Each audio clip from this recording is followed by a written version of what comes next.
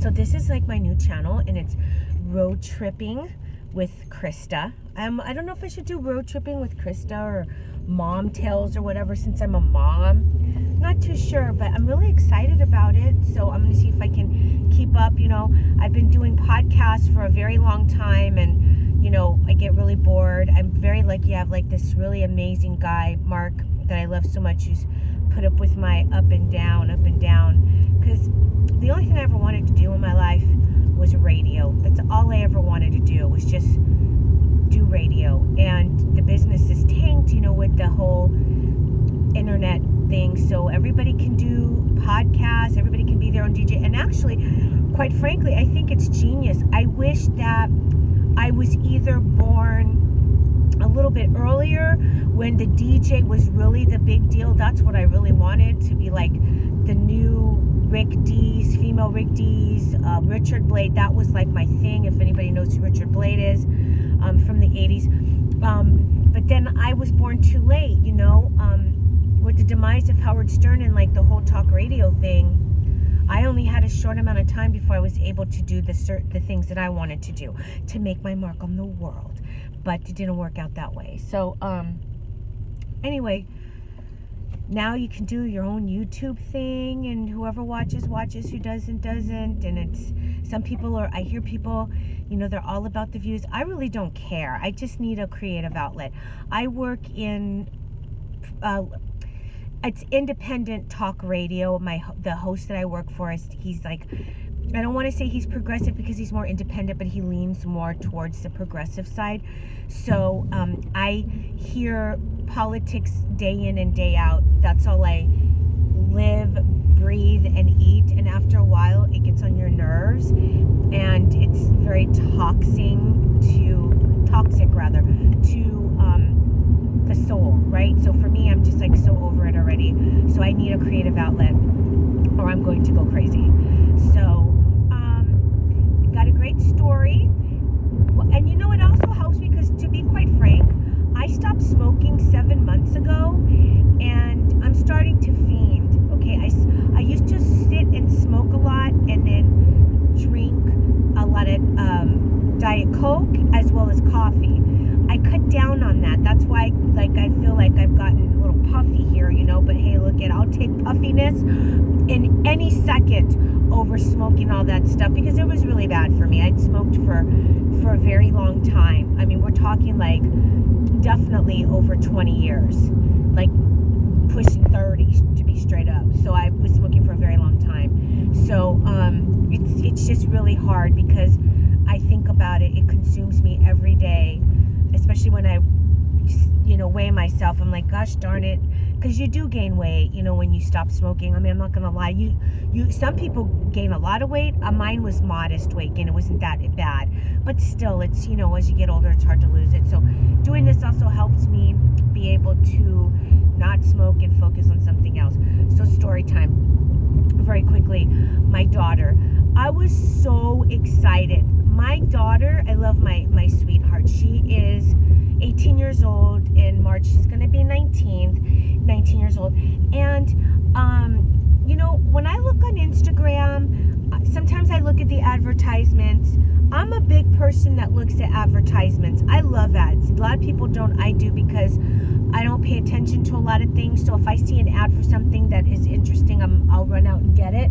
So I'm definitely somebody that loves the ads on Instagram. So they had an ad for a while back that Rolling Loud was coming to Los Angeles, that concert, and I wanted to go, to be honest, but obviously I'm too old. I'll tell you right now, like, let's see, hold on a second. Hi, this is CNN. This is I'm gonna go through my music, okay, that I listen to in the car.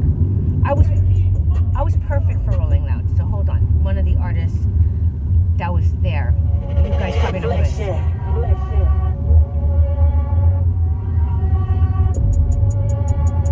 I introduced my daughter to this. I walk around like that nigga on the trigger. If a nigga now, I'm a mom, right? Should I be listening to this? Probably not. But who cares, right? But I do know that my daughter is like, oh, you're too old. Like, nobody is going to be there your age. I get it. You know, she wanted to go with somebody more her age. So I have a friend who is like a decade younger than me, a good friend.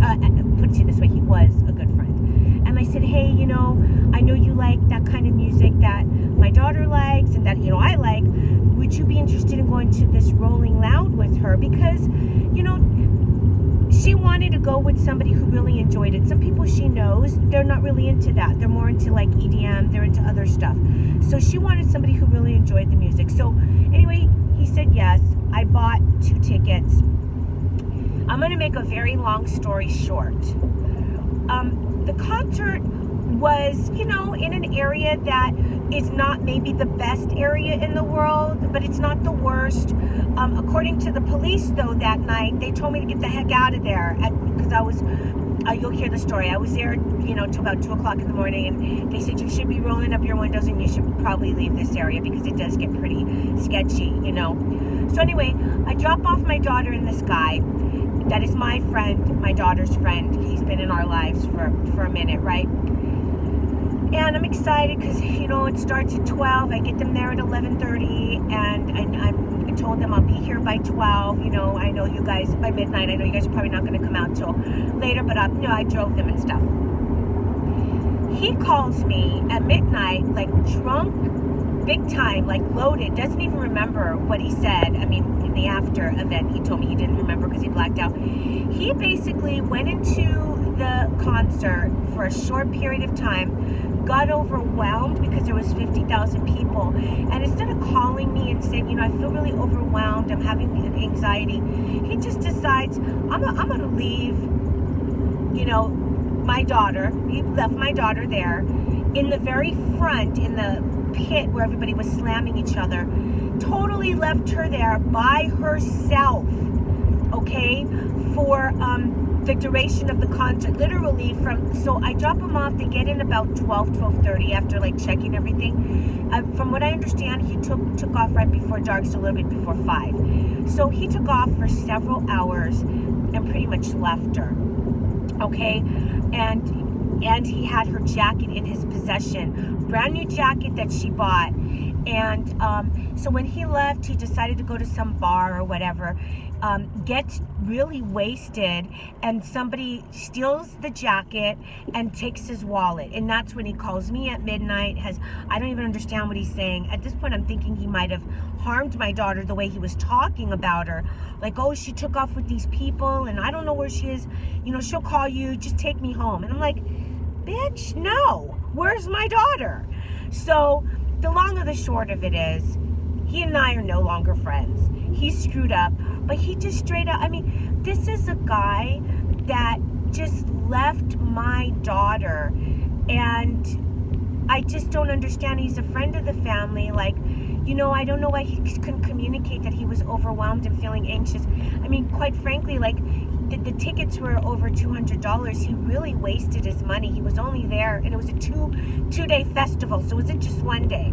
It was 2. That happened on day 1. He didn't go to day 2. So how I ended up meeting my daughter was, there was this guy who let us know that he was affiliated with gangs and that he was safe, and it was just the most bizarre thing ever. And what he did was he ended up walking her to my car, which was like several blocks down from where the actual venue was.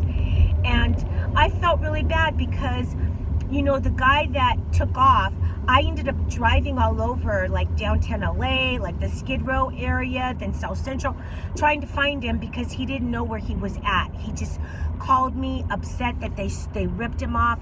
He couldn't communicate where he was at.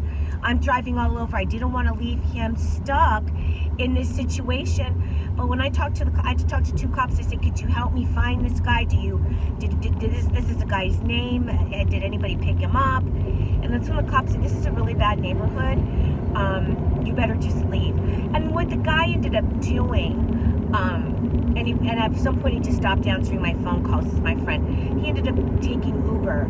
And I was like, how did he take Uber when his wallet was stolen? I guess the card information is already in his app or whatever, but it's just, you know, he owes us money for the tickets. He owes us money for her jacket since he lost it. I mean, what he did was outrageous. I really believe it. So that was that I'm just hoping in this new year in 2019 I won't be having to go through any of that nonsense with anybody ever again. New year, get rid of toxic people. And it's sad because you know what?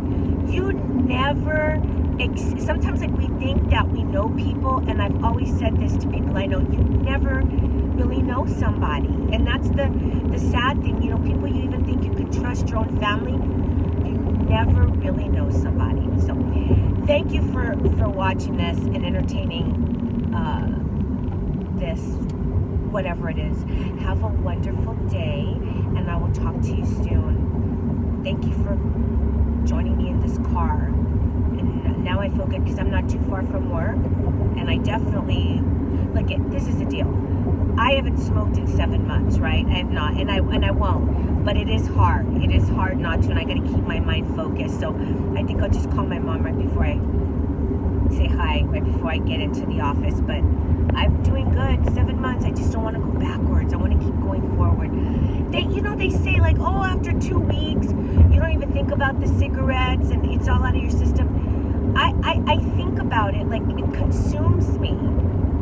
Probably like the way, alcoholics think about, I want that drink. It's actually sad, but I feel good not smoking. I want to keep this going on the right path with this, and up my workouts again. This is stuff I need to take care of for myself. So I'm all over the place, but have a great day. Bye.